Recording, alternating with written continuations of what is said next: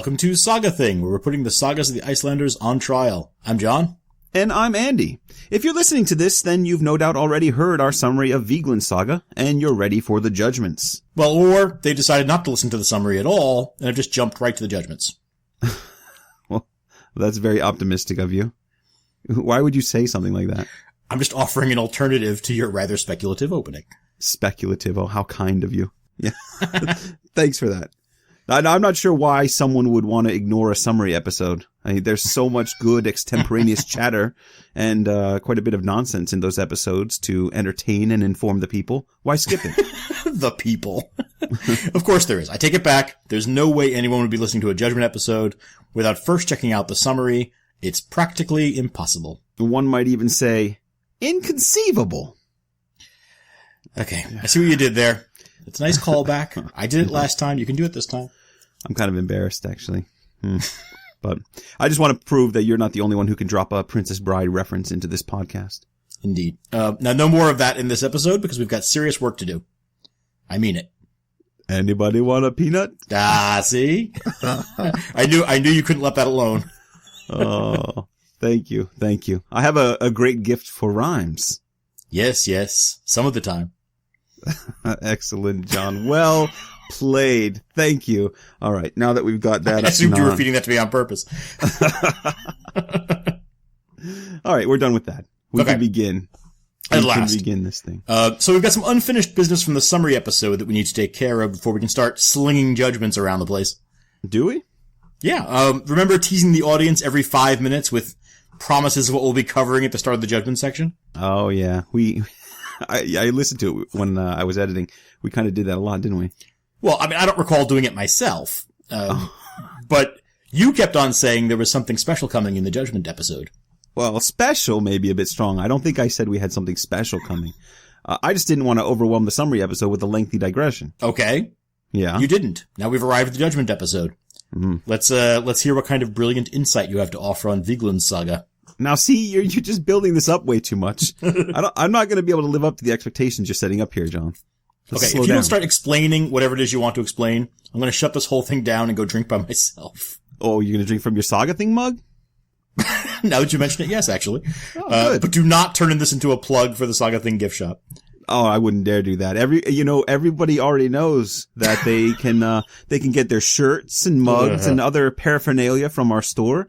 A nice, Saga Thing shirt with, some slogans on it. Oh, yeah. Yeah. You can access those at our website, sagathingpodcast.wordpress.com. But like I said, they know I'm serious. I'll leave you staring at a blank screen.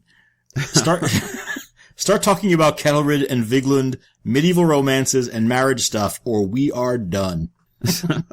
It's not so much marriages that interest me, actually. It's how people go about getting married. Oh, that's right. Now, you've mentioned before that you've done some work with medieval Icelandic betrothal customs, which explains why you got so excited about this saga in particular. Absolutely. Although, like we said in the summary episode, neither of us had ever read Viglund Saga before, so I was really surprised, very pleasantly surprised, in fact, to see all these things that I've been learning about those betrothal customs. They were all coming into play in Viglund Saga. Right. Now, we've talked about this betrothal stuff before, or at least we've referenced it before, but we've never quite seen it covered as exhaustively as this saga covers it. Right. I think we talked about marriage arrangements in Henthorir's saga, where we saw Thorkel Scarf helping Herstein arrange a marriage to Thurid, the daughter of Gunnar Hlífarsson. I can't believe I remember these names. Or do I? Right. That's the saga brain in action. I remember that one too. Gunnar was pulled out of his house in the middle of a cold night. Yes. And they wouldn't let him back in until he'd agreed to marry Thurid to Herstein. Exactly. And this was all because Herstein needed support in the region to go up against Henthor and Tungu Ad. Man, that was a great saga. And I hadn't read that one before either. Well, that's why we do the podcast. Yeah, it's good stuff. Now, in the kind of betrothal we saw in Henthorir's saga between Herstein and Thurid, it's one of those more typical medieval Icelandic betrothal examples. In fact, it's pretty typical of all early medieval betrothal practices in general. So it's not too unusual in some parts of the world today. I mean, depending on where you live, arranged marriages are actually still quite common in parts of the world. Oh, absolutely. But, this isn't the case in most Western cultures today. Now that I'm starting to get warmed up on this subject of betrothal customs, I feel a rather lengthy digression coming on. Maybe a saga brief is actually in order for this one. It's actually not a bad idea. But in these sagas, I mean, so much of the narrative action of the sagas is driven by the machinations around marriage arrangements. And their success or failure usually determines the direction an individual character's life is going to take. Yeah, that's right. So, I guess if you're willing, and it sounds like you are, we should record a saga brief about marriage in medieval Iceland sometime soon. Sure. Absolutely. That'll give us both the time we need, me the time I need to kind of set up and explain the whole consent theory thing and how Christianity changed our notions of love and marriage. Sure. Let's do it. Okay. I think it could be interesting. But in the meantime, why don't you, just for now, explain how all this relates to Viglund Saga? Okay. Briefly. Well, briefly. As brief as I can. So, Viglund Saga is, like we said, a 15th century text, written in the 15th century, or so we believe. And that's significant for the author's handling of betrothal customs in the saga, because it's around this time that Iceland starts to catch up with the rest of Europe in terms of understanding marriage as a sacrament between two people. See, now this is starting to sound complicated. No, it's really not. You understand how arranged marriages work, right? Sure. I mean, they're typically political arrangements, like the one we saw in Henthor's saga. Exactly. And in that Henthor saga example that we just talked about, where was Thurid in the arrangement? Was she outside with them? Oh, yeah. She's almost irrelevant to the proceedings. Absolutely. It's just two men arranging, and then she's, at that point, for all intents and purposes, married, right? Well, this starts to change. In the 12th century, the church decided that this whole custom of arranged marriages is deeply flawed. And despite all the things we could say about the Christian church, or the Catholic church and its relationship to women, this is an example where they actually step up and defend women's rights to some degree. Right. Although inadvertently, right? I mean, not because they have the sort of enlightened view of, women, more to do with protecting the souls of those who would engage in marriages that were not based on consent. Sure. And there's also a political angle that we can get into, but that's all stuff for the saga brief. Sorry. For now, let's just say that the church was invested in changing the traditional path to marriage. Yeah, well, we should at least say that it was very controversial. Incredibly controversial. And old habits die very hard. Whatever the case, the church promoted a theory of consent, which argued that a marriage in which both parties don't agree to the arrangement would be invalid. If I may for a moment. I don't know why you're laughing, but go ahead. I'm just going to point out that there is an analogous situation in The Princess Bride. Oh, great. Here we go. I was actually worried that this might happen, but you go ahead. It does work. Yes, it does. I think it's a fine illustration of what you're talking about, actually. It is. Okay, so, in case there's anyone out there who is so benighted that they haven't seen The Princess Bride, Buttercup, the Princess Buttercup, is forced to marry Prince Humperdinck. Yes, she is. And she even goes through the whole ceremony. Marriage is a famous quote that we say in our house all the time. What brings us together today? Yes. She goes through the whole ceremony with him in front of a priest and everything. It's a complete marriage ceremony. Right. And she's pretty certain that she's married after the ceremony ends, despite the fact that she wasn't ever going to consent to the marriage on her own. Which is exactly the point. Right. And that's what Wesley points out to her. Right? She never said the words. And what words are these? Haven't you seen the movie? Yeah, I did. I'm playing along. She never said, I do. Uh-huh. Which means she never consented. Never consented. Which means she's not actually married according to the new model of marriage. It's brilliant. This is basically how consent theory works. And all of you who've seen Princess Bride already know all this stuff. And this, I think, is the agenda of the Viglund Saga author. He's participating in a culture that has adopted the romance narratives that promote consent theory. Okay, so do you think he's doing this author is doing this on purpose? In other words, is there actually a consent theory agenda behind this saga? That's a good question. Or does the author pick up that motif from the romance narrative he's modeling the saga on? Well, I think it's hard to say for sure, but given the fact that there is a developing interest in consent theory in Iceland and in Icelandic literature right around the time that this text was written, tells me that he must have a very clear agenda. I mean, think about how heavily he presses the issue throughout this saga. We start with the love of Olaf and Thorgrim. They're not supposed to be together, but they basically swear oaths to each other, affirming a bond of love between them that, as it turns out, can't be broken. And if you read the whole thing for yourself, you'll see poetry and oaths kind of being sworn and an emphasis on those things. And this all frustrates the old world order when her father tries to arrange a marriage for her, and that all stimulates the action of the text.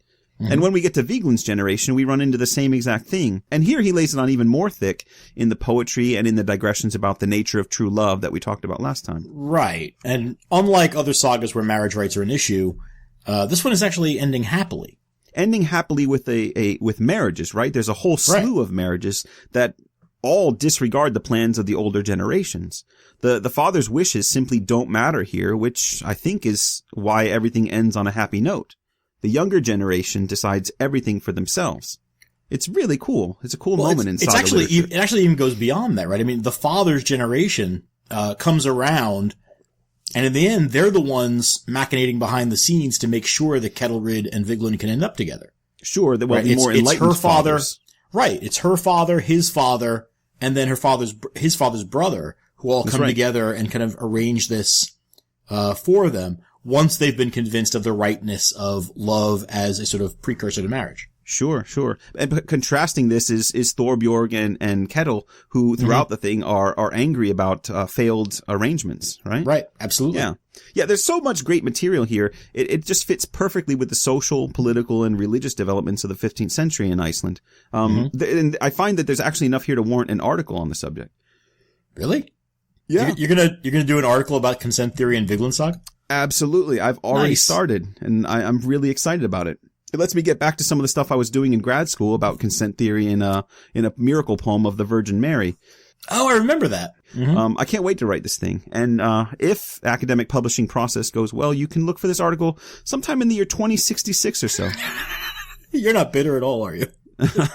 It does take a while sometimes, yes. It's frustratingly long, but I do understand the process, so who am I to complain about it?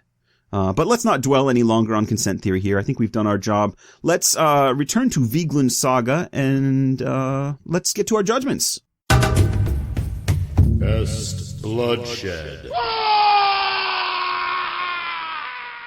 All right, best bloodshed. So, as always, what we're looking for here are examples of really entertaining violence. Yeah. We've said before, not necessarily a killing, but it has to be a violent act.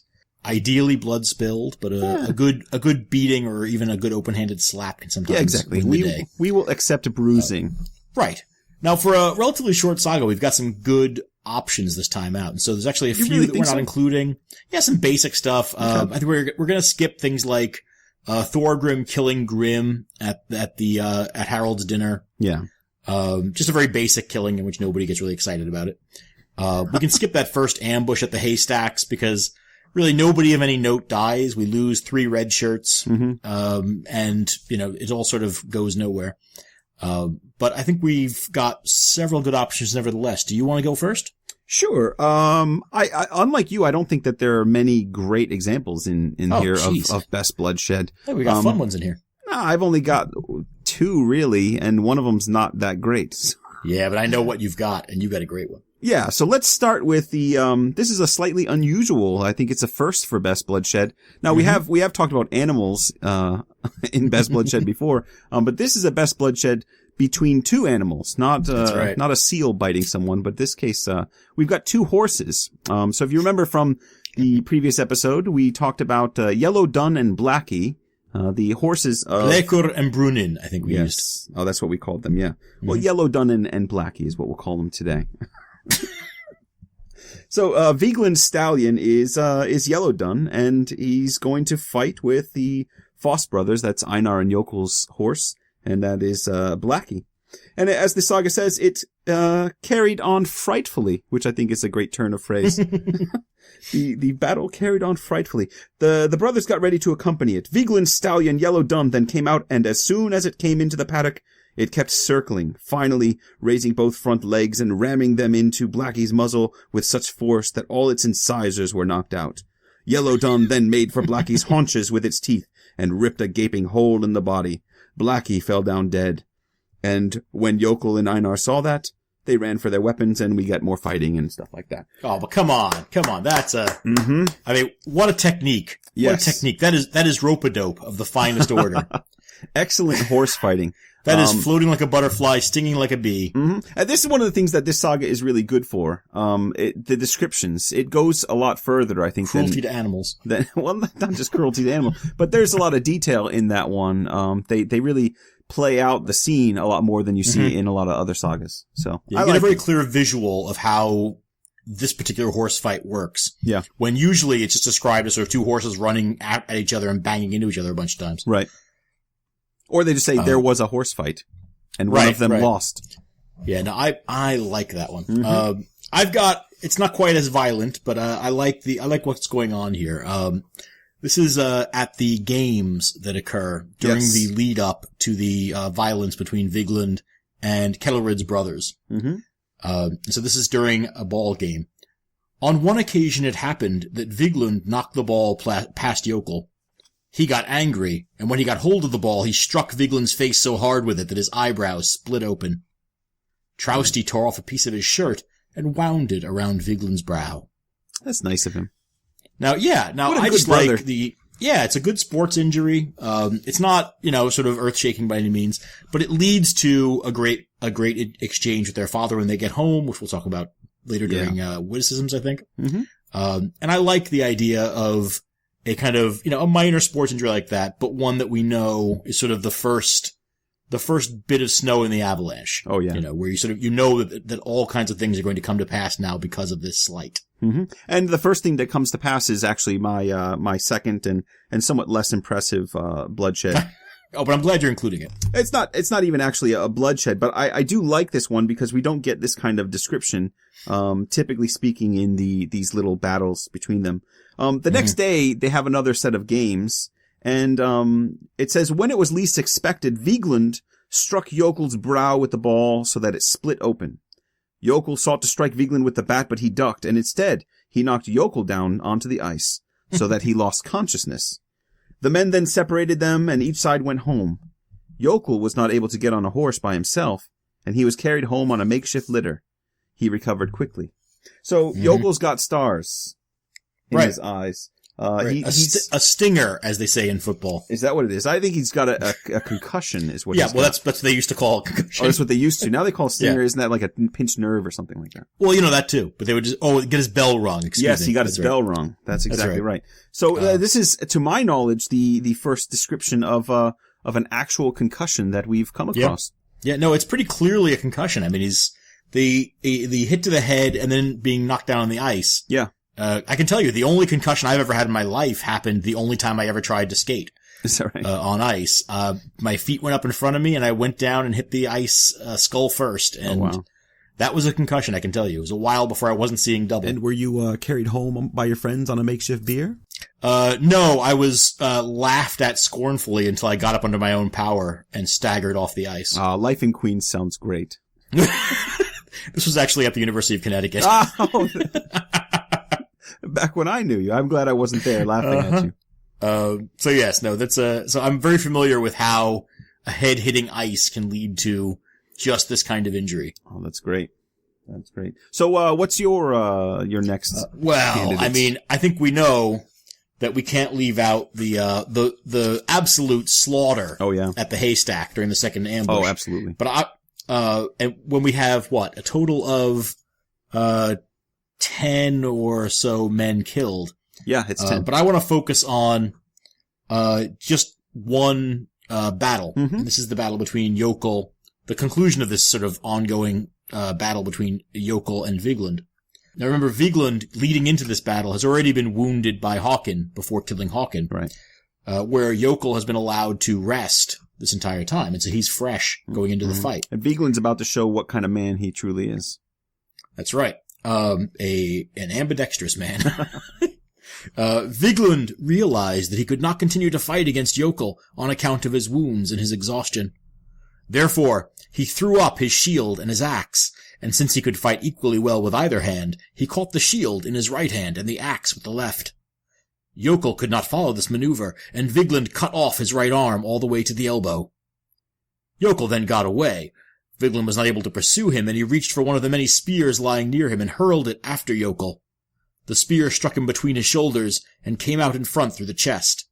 Then Yokel fell down dead. Now that is a hell of a killer. Yeah.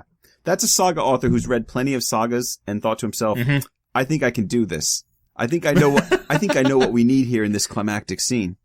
Right. Yeah. Right. It's good. And an absolutely ostentatious display of jugglery during a battle. Yeah. It's as much dance as battle technique. Yeah. Yeah. It's really good drama. And I don't think there's any reason to debate this one. That's got to be the clear winner. It's one of the cooler things we've seen. Oh boy. I would love to have the fight between the two horses win it because I know. We really haven't had one of those yet, and it's a good horse fight. Yeah. But I agree. I mean, juggling an axe in mid-battle and getting a swipe left-handed, as a lefty myself, I have to say, I'm really impressed with this one. I say it's got to be Viglund killing Yokel. I would love to see you try that. Give me an axe and about 20 practice steps. All right. Body count.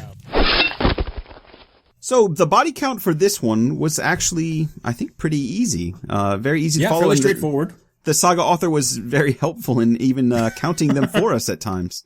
There's that one, in that ambush scene where so many people die. Right. Well, that's really the meat of our body count this episode. But he tallied them for us because I was like keeping a careful track and trying to guess. And then he says, 10 people died there. Right. My total was an easy 17 for this saga. Now, I find that fascinating. I've also got 17. Okay. So we should be able to just, have a quick bro hug and move on to the next section. But so the quick body count, aside from Grim dying early in the saga when Thorgrim runs him through, we've basically got men killed in this series of conflicts between Viglund and the men of Foss. Mm-hmm. Right, so we have 3 men killed at the horse fight the first time. Yep. 1 of Viglund's men and 2 of Foss's. Right. Well, hey, can I ask, did you count the 2 horses and 2 oxen? Because that would bring us up to 21. I noted them, but I did not count them because we have not traditionally counted the deaths of animals. Well, we add them as named ones. Yeah, well, we add them as a supplement often. Right. And then 3 men of Foss killed in the first ambush attempt at the haystacks. And then 7 more men of Foss killed along with Einar, Håkon, and Jökull in the second ambush. Yes, so that does make 17. It does, so it's easy. Now, that's the reason that I find it interesting that you also came up with 17 is that we also have Ingebjorg, the first wife of Earl Kettle. Oh yeah. And the first wife of Helgi, who isn't named, both of whom apparently die. Ingebjorg is explicitly said to have died during childbirth. And Helgi's first wife dies apparently prematurely. Okay. So my question is, given that in the past couple of episodes you've given me endless grief for not counting women who died in childbirth, why have you suddenly decided to turn your back on women who die in childbirth? There was one instance where I argued for a woman dying in childbirth, and that's because we met her, we hung out with her, and her death was important for the movement of the saga. In this case, I'm going to be honest with you, I don't even know who Helgi is. I'm looking at my little genealogy. He appears to be... Are you kidding me? The brother of Thorgrim and Sigmund. Yes. Outside of that, I don't really know or care who he is. He's Thord of the East Fjords. Oh, that's right. He's the one that comes at the end and saves the day. What a nice fella. He's quite important, actually. Okay, but have we ever met his wife? Yes, she's the dead woman in question. I know. Do we spend any time with her? Does the narrative make a big deal of her? No. Therefore, we don't count her. She's just a incidental character. Oh, look at you now. I believe you called me heartless at one point. The term you used was heartless for not counting women who died in childbirth. No. And now here you are turning your back on women just because they aren't given a front and center role in the saga. It's not about being front and center. It's about having a role. You must have a role in order to get counted. Well, I'm going to let this go because I think that these are not countable deaths. Not because of any desire to remove women who die in childbirth from these discussions, but because it was originally intended to be people who were sort of killed unnaturally, and unfortunately, it's a sort of truism of the Middle Ages and of really any period before anesthetics, penicillin, and Are you really lecturing us on this now? Antiseptics. That women died in childbirth quite frequently. Yes, they did. I just think it's funny that you're suddenly paying attention to these things, which means I've done my job. I've gotten you to finally pay attention The conversation has taken place. to the plight of women in the Icelandic sagas. The plight of women that you attempted to gloss over without discussion. Well, these ones aren't important. 17 is our body count. And 2 horses and 2 oxen. Nicknames. So nicknames is usually your thing, and you make a habit of digging into the Icelandic dictionaries and other texts and finding out who these people are and what their nicknames I love a good nickname story. may or may not mean. And frankly, I think you make most of it up. But I'm going to turn it over to you. Well, sit right back and you'll hear a tale. So this is actually not one of the richest sagas for nicknames. We've got a couple of good ones, but I think, as you'll see, they're mostly just descriptors, sort of straight-ahead descriptors. Yeah. So we've got straightforward names. Viglund is called Viglund the Handsome. Now, I said during the summary episode that I was disappointed that Viglund lacks the cool nicknames of Bjorn, champion of the Hit-It-All people, Gunnlaug, serpent tongue, Halford, troublesome poet. A lot of thingmen of mine you're mentioning there. One of those, I think, is a thingman of yours. He does actually have a nickname, sort of.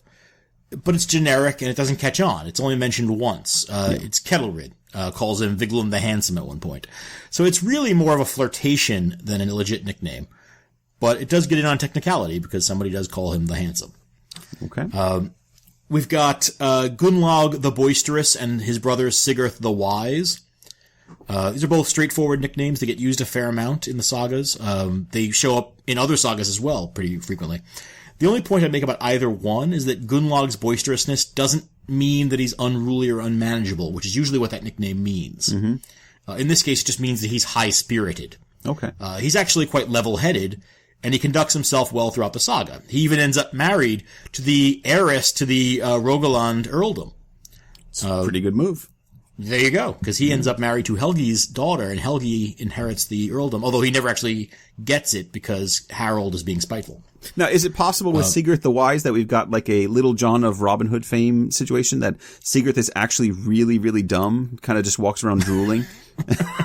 No, we're never given that impression. More of a joke. He makes oaths, sticks to them. He's a wise, wise man. Good guy. All right. Well, choose him as thing. Right. We have Olaf the Radiant.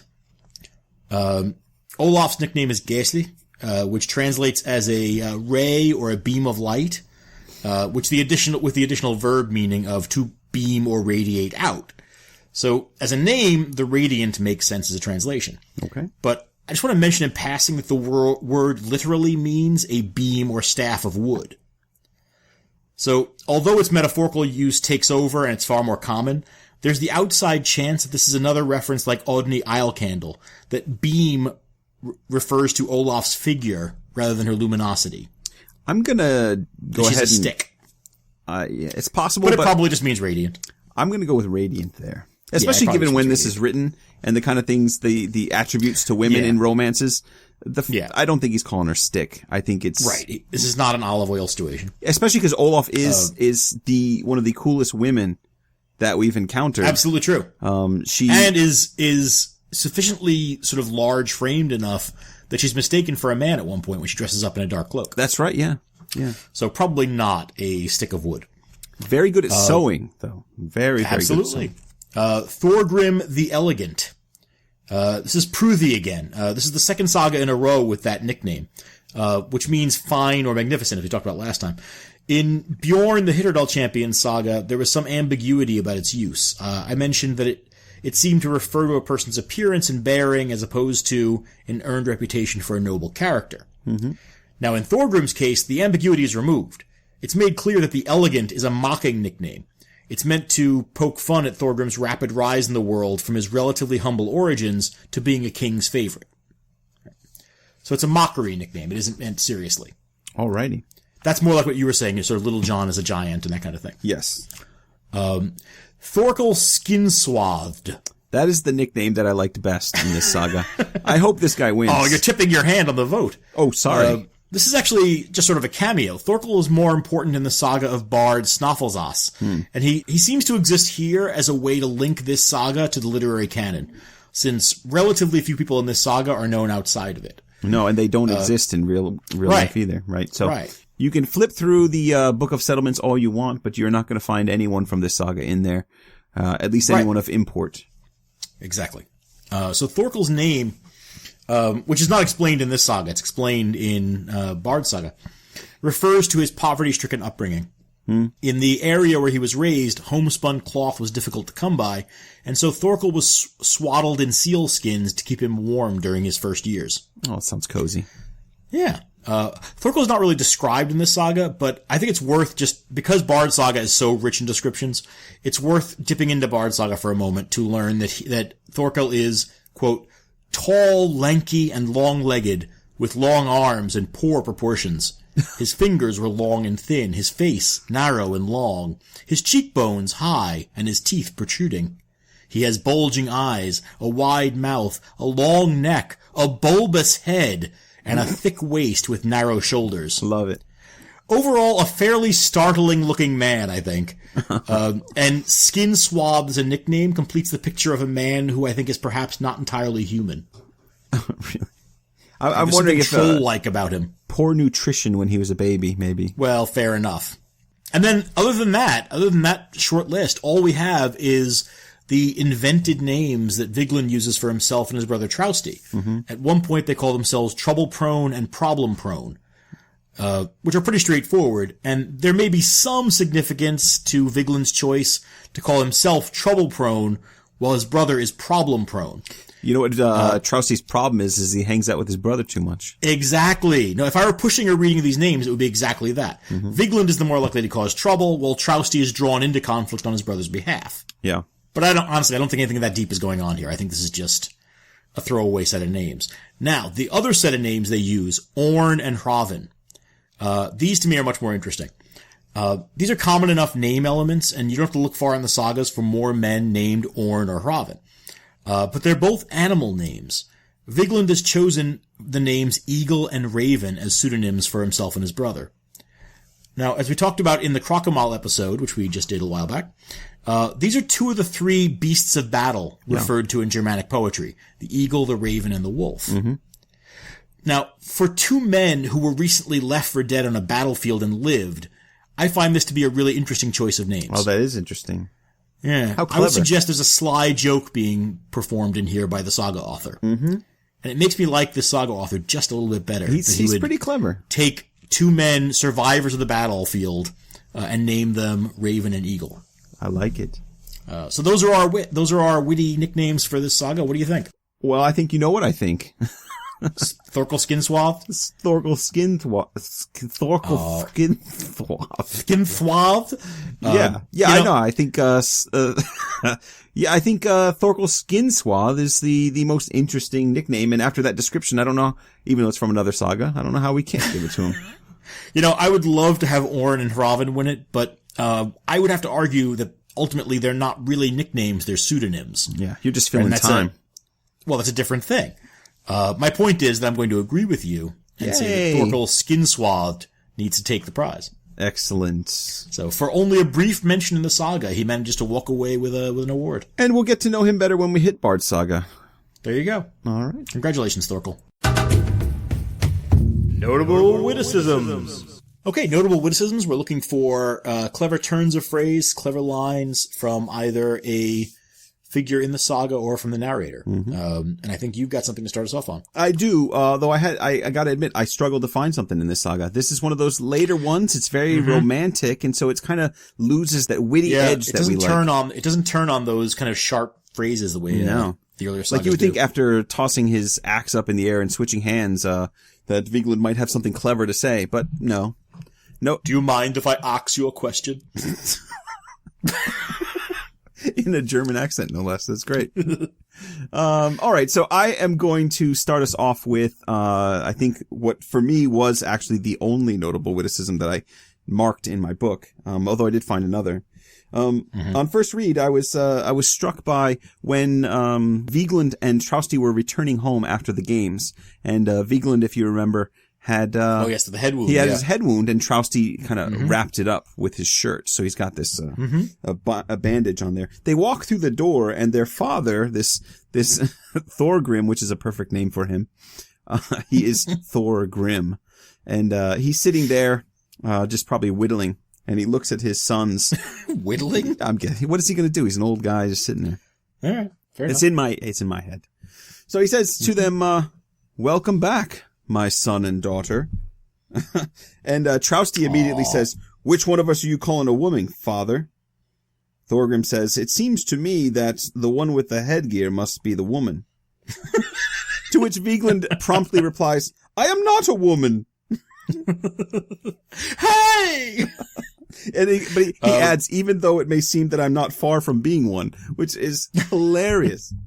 He's so direct. Which is great. Right. And, well, it's an admission that the bandage, what Thorgrim is referring to here is that, Viglund's head wrap makes it look like he's wearing a wimple. Yes.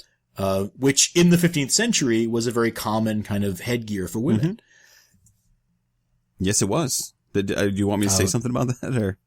I thought you were going to continue. Just merely an observation. Oh, thank you. And so he's sort of acknowledging that at the moment he may look like as if he's sort of dressed in a womanly fashion, yes. But that he is no woman. And obviously the point that Thorgrim's trying to make is that you don't take a wound like that and then not do anything, which right. Viglund is he's a very calm and patient individual, so he's not going to act. You think that's why he's saying I'm not far from one? Is Viglund admitting that he maybe should have acted? No, I think he's acknowledging the physical humor of the way he's appearing to his father at this point. Sort of acknowledging his father's, what he would regard as a feeble attempt at a little joke at his expense. Do you think so? Because it's the very next day that he goes back and actually does get his revenge. Oh, but of course, as we see in the sagas over and over again, young men in particular are very vulnerable to these kinds of attacks. Yeah, these taunts. Sure. Right? Being taunted about their manhood by either a woman or an older man, tends to kind of put them in a position where they're almost forced to act. Okay. Although I get the impression that Viglund probably would have gone back and, hit Yokel the next day anyway. All right. So what do you got? Well, I've got a pair of ears to hear you read the second of your two choices. Oh, yeah. As we discussed. As per our discussion. But if you want me to go ahead, I can go ahead. Now, as impressive as that one is, which is not terribly, I think we would be remiss in this, our last Warrior Poet saga, if we didn't throw a poem in. Sure, absolutely. Now, this one may surprise you just a little bit because it's not terribly witty. All right. Bear with. That does surprise me, given the category. But just bear with me for a moment. So, this is the 11th poem in the saga, and it's by Viglund. Viglund he's been separated from his beloved, and so he's thinking about her, and the weather was terribly stormy when he composes this poem as he's sitting on some cargo. He says, "Kettlerid bade the young man not to cower in the deep, wildly though the waves crash, wash upon the ship's prow. Take to heart the words, let's be doughty, Trousty, though I am lashed by grief, uttered by Kettlerid." Now, the poem itself, whatever. Here's what I like about it, though. As soon as he's done speaking, Trousty says, "That's quite remarkable, the way you name Kettlerid at both the beginning and the end of your verse." This is the first time I've ever seen another character remark on the notable witticism of another character. Right. Like, that was very witty. I really like that poem, how you put Kettlerid at the beginning and the end. Now this is interesting. You read that as a sincere compliment, do you? You know what? I read that as maybe not a sincere compliment so much as the author tooting his own horn and saying, "Look what I just did." Oh, now see, that's interesting. I read that very differently. How do you read it? I read that as Trousty mocking his brother's verse. Why would he be mocking his brother's verse? Well, for a number of reasons. One, it's garbage. It's not a terrible, as you just said. Say that to Viglund's face. You said, as poetry, it's he's saying, "Oh, I really like the way you start," and it's almost like complimenting a younger brother's finger painting. Right? Nice try. I like how you Viglund. blended the colors together. Right. But I mean, you name her at the beginning and end. Well, as we know, right, the traditional way to compose verses is to construct elaborate kennings. Okay. In which you conceal the name of the person you're talking about. Sure, but not so much in the 15th Instead, century. he's just gone ahead and said, Kettlerid is pretty hot. I like Kettlerid. Is that your poem? That's basically what he said. Well, yeah, but I think one of the things that And so Trousty, who, as we see later on, is capable of composing much more traditionally complex poetry not that great. involving kennings, is kind of saying, yeah, I can't help but notice that you began and ended by just shouting out the name of your girlfriend. So you're right. It's pretty that's obvious. nice. If the point of skaldic poetry is to be kind of cryptic, you couldn't be Yes. more obvious than. But Yes. okay, I see your point. I suppose this newfangled poetry is well enough for some, Viglund. Maybe, but I prefer the traditional forms. But 15th century poetry in Iceland is a lot more straightforward. Absolutely. So, it's maybe the author's saying, look what I did. You can begin a poem with a lady's name and end it with her name. It's very clever. Oh, gee. Yeah, that's much better. I guess you're not going to choose that one for the victor here. Well, I think Trousty's line is very funny. Okay. So, do you have anything for us, or am I just going to do? I do. all the heavy lifting here? I have one option. I agree that this is not a saga that is doubled over with witty lines, but Wittable? Wittables. So what I've got is a conversation between Kettlerid and Viglund early in their relationship, when Viglund is trying to convince Kettlerid to vow herself to him, and she refuses. She does love him, but she refuses. And she has sort of several reasons. There are many things speaking against this, she said. First of all, you may not be so inclined when you have grown up. You men are always fickle in such matters. She then goes on to point out that her father would object and that it would hurt him, and that her mother would object and she's afraid of her. But she begins by pointing out that Viglund is neither grown up nor constant. She's worried that he wants to, as they say, hit it and quit it. Wow. Is that what they say? I think that's about how Viglund would put it. That would actually constitute poetry to Viglund. In some circles, that's what they say. But yes, not an uproarious line, but a witty bit of repartee from Kettlerid. So here's my question. So what do we got? Who do we give the award to? I don't think it's Kettlerid. I'm not terribly impressed. To be blunt. I'm comfortable with Thorgrim playing on the head bandage as a wimple. I think that's a nice bit. I think Trousty's response is quite fascinating, especially given the potential double meaning of it.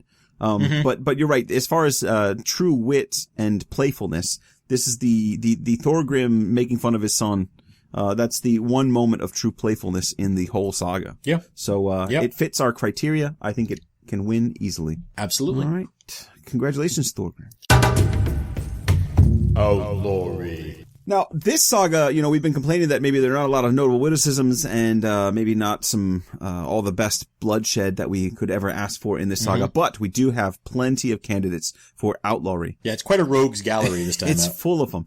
There are 4 in particular that I've identified, mostly from the same family, and one person that I think, without doubt, is the true villain.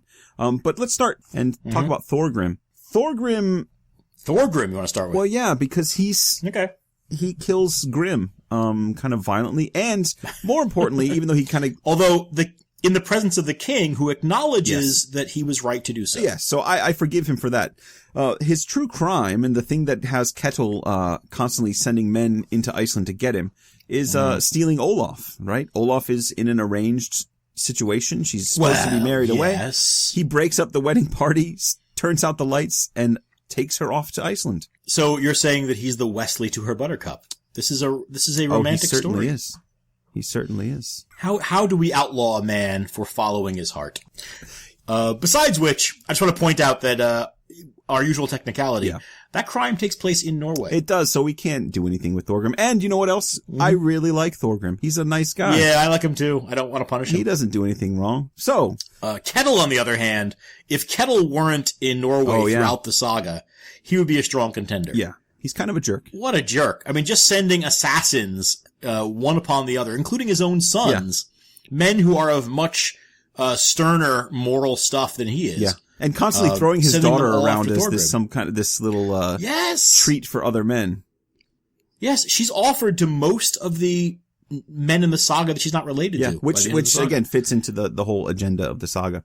Look at how cruel this guy is and how he treats his daughter as an inhuman thing. But again, he's off on a technicality because he never actually enters Iceland or does anything there. So let's get down to brass tacks. We've got Jökull and Einar. Now they're particularly offensive for their many ambushes and their ridiculous attacks on Viglund. And in prepping for just kind of reminding myself of everything that happened, I know we talked about them wanting to seduce Olaf. But when I was reading something this evening before we started recording, someone pointed out that they don't actually want to seduce, which implies a complicitousness on the part of Olaf. They might want to just rape her. right, it's ambiguous in the text. Yeah. We said last time that Einar sort of takes for granted that his seduction will be successful. And seduction is the term he uses, that he wants to sleep with her as kind of a lover.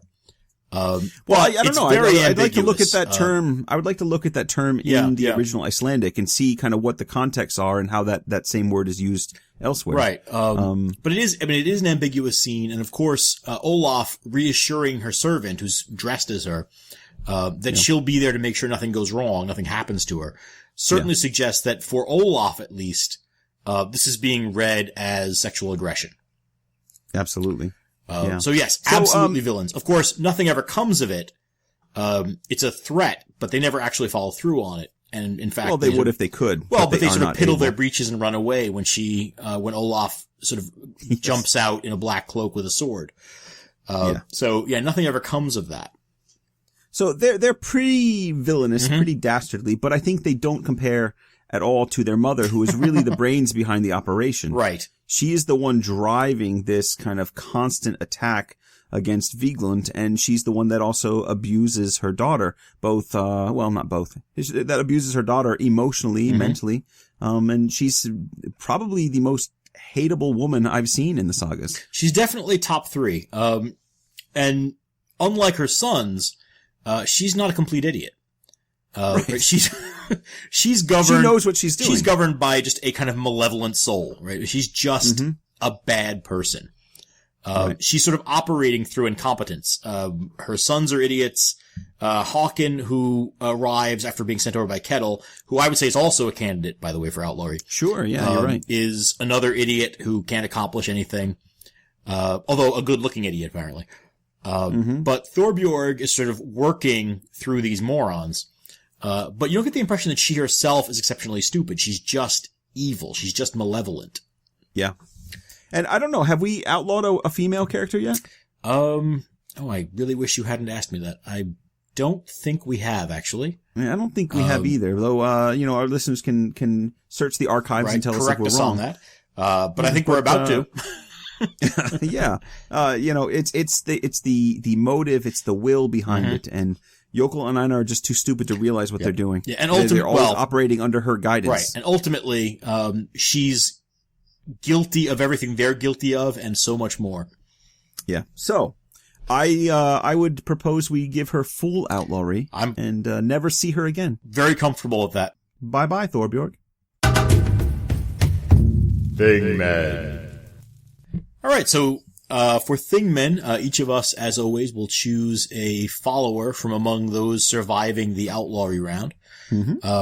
Now, this time out, we flipped a coin, and it was over the phone, and so Andy flipped the coin and won.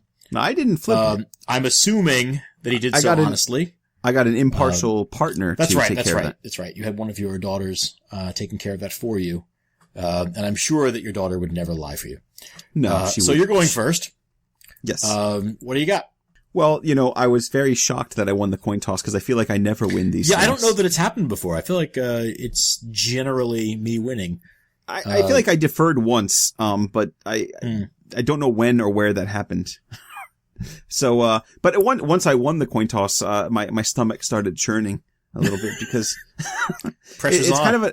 It's an awful decision to make, and here's why it's awful. We chose the next saga that we're going to do, and it's difficult. And I'm thinking to myself, do I defer and secure the right to choose first when we do Vatnsdala saga, a saga that I like a lot, and there are a lot of good thingmen in there, or do I make the move here and take the best thingmen available in Viglund saga? You spend way too much time thinking about this. I want to win. Even if it's only in my own little head. Mm-hmm. So yeah, it was kind of hard for me to decide because, like I said, Vatnsdala has some really great characters who would make excellent thingmen. Viglund saga, not so much. Mm-hmm. As I see it, we've got 3 or maybe 4 choices in this saga. Now, the obvious one is Viglund. He is, first and foremost, he's quite handsome. Well, that's what I've heard. He's reasonably intelligent, and he's very good. I haven't heard that. He's very good with a sword or an axe and a shield. Mm-hmm. I feel like he could be the face of my thingman. He's my spokesman. He looks great in a suit. There you go. Now, he also provides a kind of a sensitive and patient spirit to the more rambunctious group that I think I've been collecting. So that might come in handy. A voice of reason. And lastly, he's also the titular character, so there's some name recognition that we get by choosing a guy like that. Mm-hmm. Now then there's Trousty, the trusty brother Trousty. Mm-hmm. Now I really like him, much more than I thought I would. And I would be happy to have him at my side in any battle or as my thingman. He's also a good counselor. He can give good advice. And in that regard, he might be a good choice. And I would be happy to take a guy like that. I could do worse. No, I think there's actually some evidence in this saga that he's kind of the brains behind the operation. Yeah, that maybe. Viglund is obviously the more active man, but Trousty is the sort of more level head. Mm-hmm. Trousty's also the one that says you could kill Kettleridge's father, but he says that's a bad idea. He does throw the idea out there, though. Well, all right. Yeah. So, like I said, he's a good counselor, and he's also a pretty good poet if we follow John's reading of the whole thing. I like to think of Viglund as a much more modern poet, but take it what you will. Now, the reason that I don't like Trousty, though, is he's just not remarkable enough, and he doesn't accomplish enough, and so I'm not sure I'm comfortable with him. I could also take their father, Thorgrim. He's a more traditional saga character, and he's the kind of guy that we usually look for in terms of attitude and demeanor. But I don't know. What does he do after stealing Olaf and fleeing to Iceland? Right. Most of his that accomplishments... is fairly spectacular. It is, but those are all in Norway. And if we're talking about thingmen, we're talking about who they are in Iceland, first and foremost. And I don't know what kind of influence or pull he has in his region, and I don't know what he accomplishes. To me, it seems like he doesn't accomplish very much at all, aside from having 2 pretty cool sons. The last option I kind of throw in there is Holmkel, the father of Kettlerid. And it's more because I just like the guy. Yeah, he's he's one of the first genuinely nice guys. Like, I would hang out with him. If I was going to look for a father-in-law, he's the kind of father-in-law I'd want. He seems to love his daughter, and he's okay with the potential son-in-law. He's a good guy. But he's also not the most brilliant thingman out there, So. No, I think, when you think about Holmkill, you have to think about the moment when we learn that he knows that his daughter is in love with Viglund. Oh, yeah. Reveals that he's known that Viglund and Trousty survived the battle in which his own sons were killed, but has done nothing because he knew it would break his daughter's heart. Oh, yeah. Asks her what she would have happen at this point. And when she says that she would marry Viglund and no one else, he rides out with a pouch of gold and a rune stick on which he has carved a recording of the entire conversation with his daughter and leaves that for Viglund. Yeah. I mean, this guy is, too good to be true as a father-in-law. Absolutely. And his affection for his daughter as a father with daughters, it's admirable. He's the kind of guy that I hope I could be. Is he the best Thingman for me? I don't know. Some might say he's a little bit weak. You know, he's a little too modern for the kind of and not necessarily even ruler of the roost. I mean, he's Thorbjorg is allowed to operate with a free hand, and he's sort of afraid to contradict her. Excellent point, which is why I would never choose Holmkill, as much as I would love him. So here's what I'm going to do, John. I feel like Vatnsdala Saga can be a win-win situation for me. If you take one guy, I'll take the other. Mm-hmm. So it is possible we're going to target different guys. Mm-hmm. So I could get away with getting the guy that I want regardless of the situation. Mm-hmm. So either way, I know I'm leaving that one with a great Thingman. Mm-hmm. Viglund Saga feels to me like a win-lose. You take Viglund and you win. Or you take someone else and lose, and I assume that would be Trausti. Oh, you might surprise me. So I'm going to try to get a notch in the win column for me as I look forward to the quarter court when we evaluate our Thingman. I'm going to take Viglund here. I'm winning this round, and I'm counting on fate to carry me in the next one. What do you think of that? Well, I'm not terribly surprised. I think Viglund is a valid choice, and obviously there's always some cachet to taking the eponymous figure, right? Mm-hmm. You sort of carry the name of the saga with you. I always like the word titular better, for obvious reasons. You feel free to like that. I, on the other hand, am not an 11-year-old boy, and so I will go with eponymous. But now I have to choose from among the remaining figures. Now we've already discussed Holmkill and discussed why he is, although an admirable figure, is somewhat limiting as a Thingman. I don't think he's an option for me. I agree with you. Thorgrim is primarily impressive for this one spectacular act. And it is spectacular, don't get me wrong. Right? Walks into a room full of men, all of whom are hostile to him, arranges for all the lights in the room to be extinguished at once, and then escapes with the would-be bride before the lights can be relit. That's pretty good. Not bad. But then nothing really comes of it after that. Mm-hmm. It's worth noting that Olaf, at various points in the saga, takes a very active hand in things. I have taken a Thing woman before in Aud Vestin's daughter, and so I gave some serious thought to Olaf. I like that she dons the black cloak and turns the tables on her would-be attackers, as you said, quite possibly men who intend sexual assault, and she manages to not only scare them off, but really freak them out. I don't know if you know this, but after listening to the summary section, my wife suggested Olaf as a possible Thingman. No, I didn't realize that. Oh, she did. And my reply was, yeah, but she's really only good at feminine things. She's really a feminine figure for this saga. I don't know about that. I mean, black cloaks and swords are not traditionally that's the one moment where she does something. Well, the saga author makes a very, very strong point that she is the model of modern Christian femininity. Right. She is good at sewing. She is good at house care. Right. Let's not make the mistake of thinking that, modern always means more progressive. Right. Exactly. As we know, right, the women of the Viking age had a much freer hand and, a much wider sort of social scope than women of Christian Iceland, especially around the 15th century. And so the Christianization of Iceland is not necessarily always a good thing for women. Right. But Olaf is ultimately, again, also not a sort of terribly significant character in the saga, apart from and what would she do as your thing happen around her, and she reacts to events. It's a great scene, but it doesn't necessarily a thing men make. Yeah. Trausti, on the other hand, so I'm not going to surprise you, because Trausti, I do believe that he's the brains of the operation between the two brothers. He is the more accomplished poet, from a traditional poetry standpoint. His poetry is the sort of poetry that Snorri Sturluson would approve. The infamous Snorri Sturluson. Let's not get carried away. Well, it's the sort of poetry that conforms to the Edda's instructions on how to construct proper poetry. It makes full use of kennings. It has sort of clever turns within the poem. As he points out, his brother's idea of a clever poem is to start and end with the name of the woman it's about. I thought it was very clever. That's a very limited kind of clever. Trausti also, remember, demonstrates his moral fortitude when he stops his brother from slaughtering, Olaf and her husband in their bed, toward the end of the saga. It's Trausti who stays his hand and says, no, it's incumbent upon us to demonstrate that we are honorable men while we are guests in this man's house. Mm-hmm. Trausti, for all kinds of reasons, is a more admirable figure, I think, than Viglund. And so I am proud and pleased to have him for my thing man.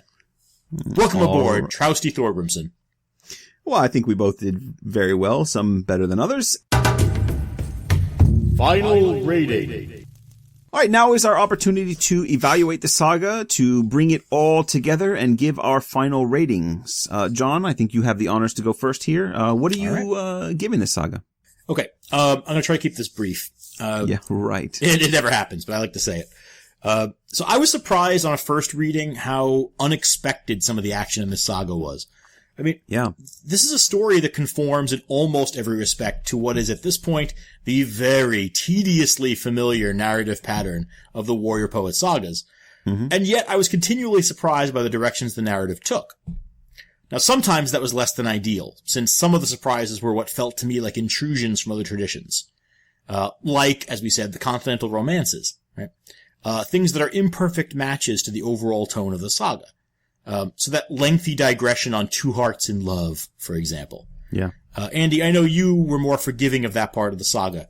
For me, they're a reminder that the age of, or the golden age of saga writing is at its end when Viglund Saga is written.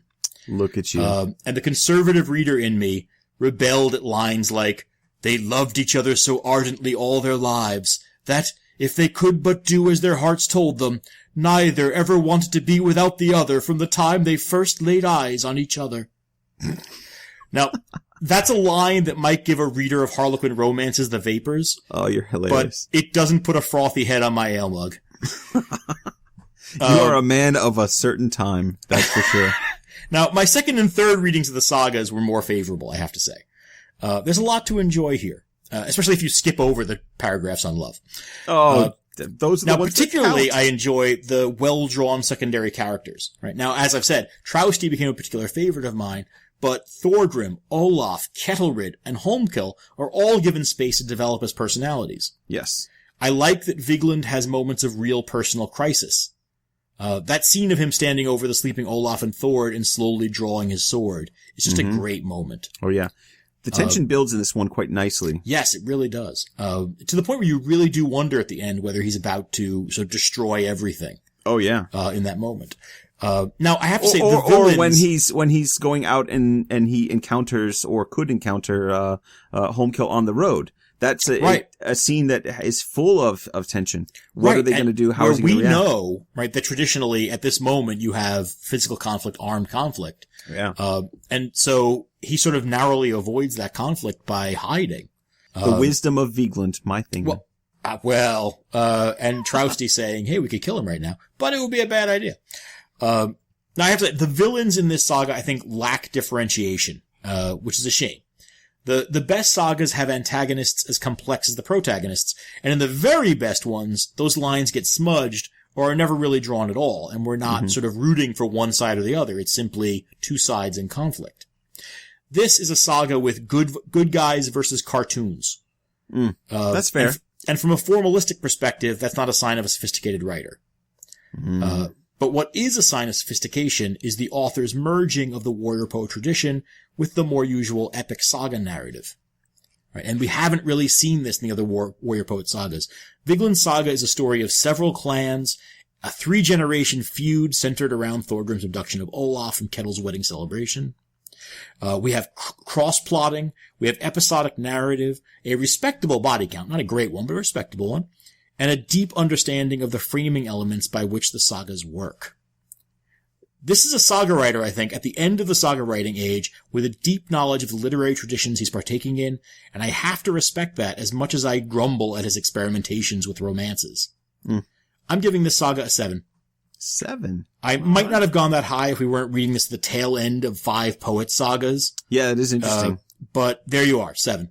Now, I promised myself, and I think right before we started this, I promised you that I wouldn't say much during the rating section. And I didn't believe you. But like you, I'm going to keep it quote-unquote brief.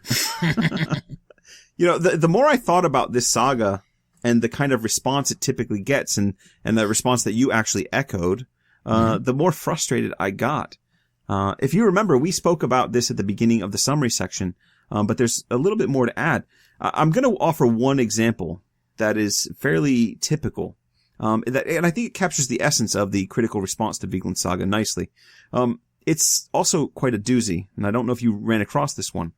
This also goes back to the 19th century, your era. I call them John's glory days. My wayward youth. Yeah. You remember running down the street with your buddy Gudbrand Vigfusson in the 1870s. So in 1878... playing at hoops and kick the can. In 1878, he called Viglund Saga a feebly told love story. Again, sounds like you. For him, it is written at the end of the saga age when he says, the very dregs of the tradition have been used up. Ooh. Now, sagas I gotta learn more about this guy. He and I are on a wavelength. I know.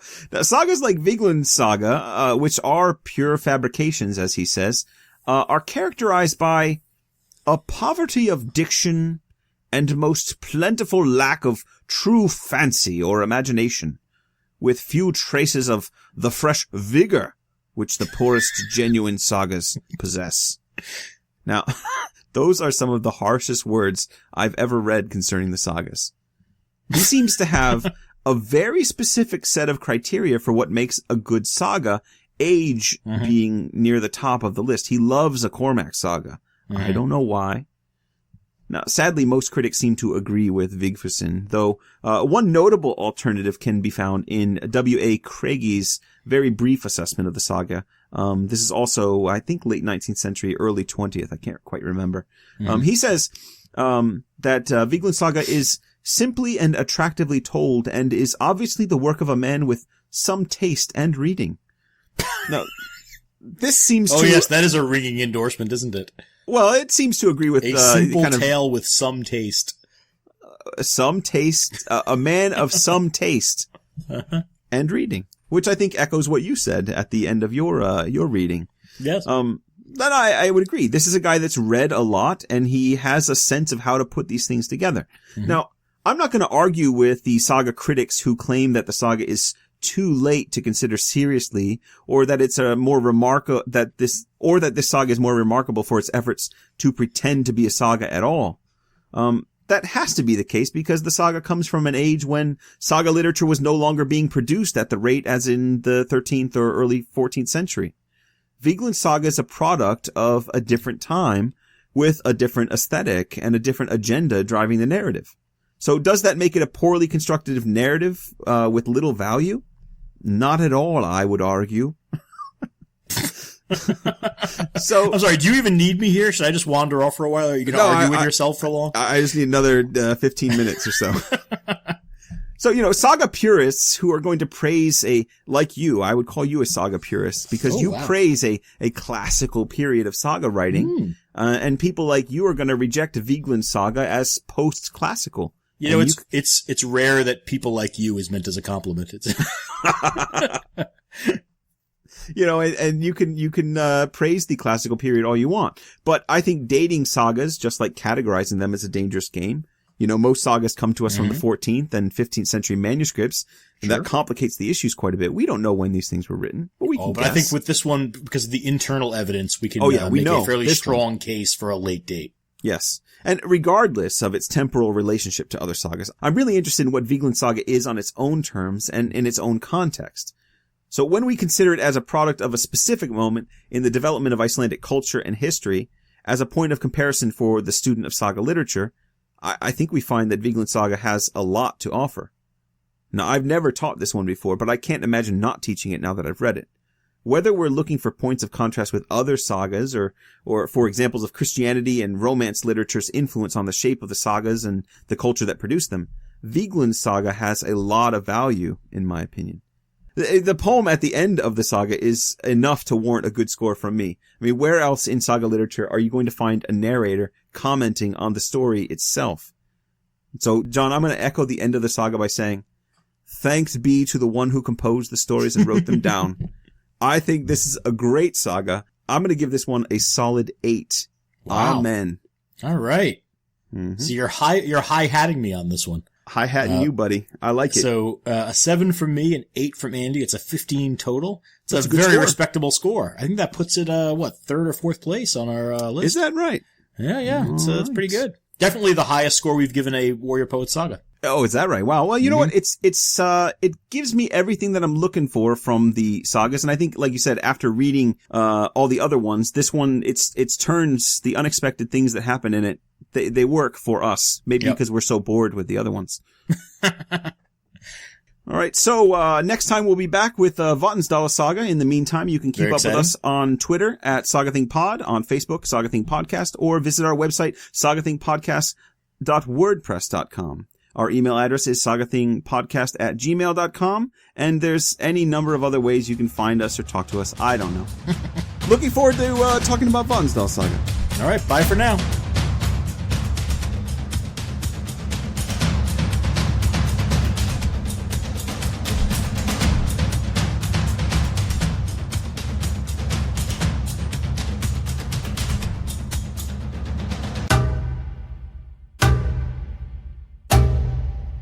That Vicini, he can fuss. Line.